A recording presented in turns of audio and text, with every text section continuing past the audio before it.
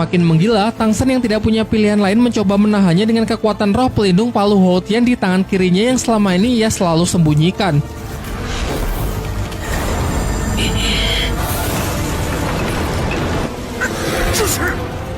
Untung saja tak lama setelah itu datanglah Ning Rongrong bersama ayah dan kakek angkatnya yang membantu Tang San dengan skill pendukungnya. Sementara si kakek Tai Long benar-benar dibuat terkejut dengan roh kedua milik Tang San yang baginya tidak familiar. Setelah memastikan bahwa Tang San memang merupakan putra dari Tang Hou, ia pun memanggilnya Tuan Muda dan bergegas memberinya hormat.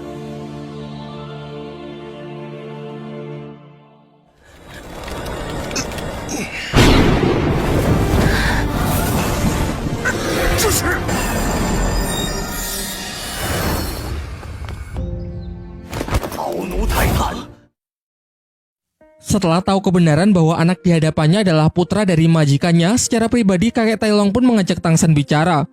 Tang San lalu memberikan surat yang ditinggalkan ayahnya sebelum pergi pada 8 tahun yang lalu dan menceritakan kalau sejak kecil ia sudah tinggal dengan ayahnya di sebuah desa kecil. Ayahnya berprofesi sebagai satu-satunya pandai besi di sana dan memiliki kebiasaan mabuk-mabukan.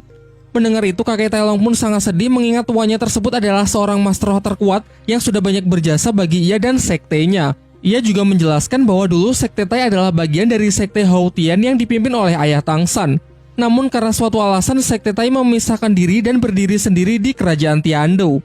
Namun di sini kakek Tai Long tidak bisa cerita banyak karena menurutnya Tang Hou lah yang berhak menceritakan semuanya kepada Tang San. Tetapi yang perlu diingat, ayah Tang San merupakan master roh terhebat.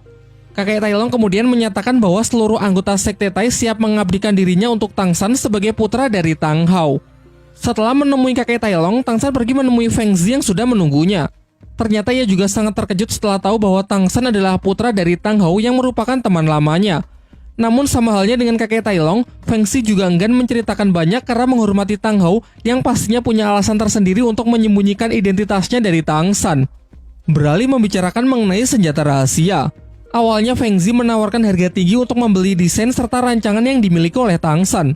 Namun Tang San menolak untuk menjualnya karena menurutnya hasil pemikiran dan penelitian untuk menciptakan sebuah senjata rahasia benar-benar tak ternilai dan ia tak berniat menjualnya kepada siapapun. Sehingga ia hanya menawarkan kerjasama kepada Feng Zi untuk menyiapkan semua bahan-bahan yang diperlukan, sementara untuk perancangan dan perakitan akan dilakukan oleh pihak Tang San sendiri. Akhirnya mereka pun sepakat dengan Feng Zi yang memesan 500 set dengan harga 10.000 koin emas untuk setiap set. Jadi total tagihannya adalah 500.000 koin emas yang langsung ia bayar di muka. Sekembalinya ke asrama, teman-teman yang lain sudah menunggunya. Oishiki dan Mang Hoju dengan konyolnya memperebutkan uang 500.000 milik Tang San. Beberapa saat kemudian datang juga Dai Mubai yang telah kembali dari hutan berburu untuk mencari siluman roh cincin keempatnya. Ia pun sangat berterima kasih kepada Tang San karena berkat tanaman obat bunga krisan, proses kultivasinya berjalan sangat lancar hingga ia kini telah mencapai level 43. Tak lama setelah itu, Master Xiao memanggil Tang San untuk datang ke ruangannya. Master Xiao menjelaskan bahwa sebenarnya ia sudah tahu sejak awal mengenai identitas dari ayah Tang San. Ia lalu juga menceritakan mengenai kedatangan Tang Hou di hari pertama Tang San masuk ke Akademi Sri Lanka. Kala itu, Guru Zhao menyulitkan seluruh murid Akademi Sri Lanka dalam ujian masuk. Di malam harinya, Tang Hou yang merasa kurang senang mendatangi Guru Zhao dan menghajarnya hanya dengan tangan kosong. Lalu Tang San mengajukan dua pertanyaan yang hingga kini masih mengganggu pikirannya, yaitu mengenai siapakah identitas ibunya dan mengapa dulu Master Xiao melarangnya untuk menambahkan cincin roh ke roh pelindung Palu Hou-Tiannya. Pertanyaan pertama, Master Xiao tidak bisa menjawabnya karena ia juga tidak tahu. Sangat sedikit informasi mengenai istri Tang Hou tersebut. Namun mengingat Tang San mewarisi roh pelindung rumput biru peraknya, kemungkinan besar ibunya hanyalah orang biasa. Sementara untuk alasan mengapa ia melarang Tang San menambahkan cincin roh ke dalam roh pelindung Palu Hou-Tian, hal ini berkaitan dengan keselamatan Tang San itu sendiri. Ia menjelaskan bahwa dalam sejarah dunia Daoluo tercatat sejauh ini hanya ada 3 pemilik roh pelindung ganda termasuk Tang San. Sayangnya orang pertama mati setelah mencoba menambahkan cincin roh ke dalam kedua roh pelindungnya.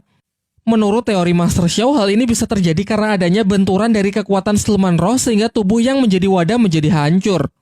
Namun dengan alasan yang tidak pasti, orang kedua berhasil melakukannya tanpa melukai tubuhnya sendiri. Ia menduga hal ini mungkin berkaitan dengan ketahanan tubuh. Maka dari itu ia ingin Tang San melatih tubuhnya terlebih dahulu sampai cukup kuat untuk menahan benturan kekuatan siluman roh yang terjadi. Sementara untuk alasan lain, sebenarnya ia dan Tang Hou memiliki rencana untuk mengisi Palu Hou-Tian milik Tang San dengan seluruh cincin roh dari siluman roh berusia puluhan ribu tahun. Tetapi tentu saja hal itu hanya bisa dilakukan jika